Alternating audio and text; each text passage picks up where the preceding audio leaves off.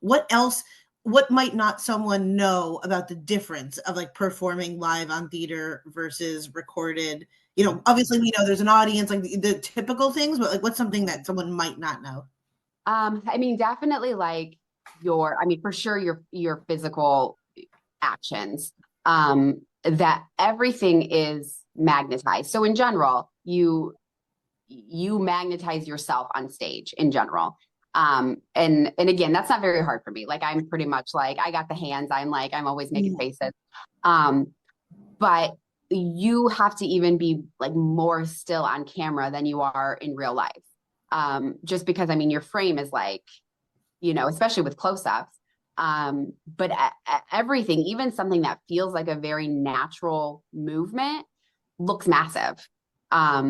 So like if something is supposed to be like very intentional, like, I'm putting my hand out for you to hold it, and you want to put feeling into it and in your face, and you're like, I'm trying to convey this is supposed to be a very intentional moment.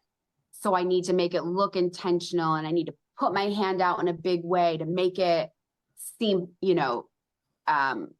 important.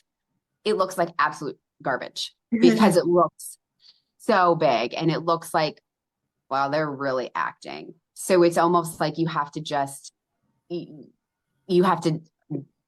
find your stillness. I mean, that is one of like the what I would say one of the biggest rules that I've been taught that I feel is most valuable is you have to act and come from a place of stillness on camera for sure. I mean, I think that's the biggest is that you also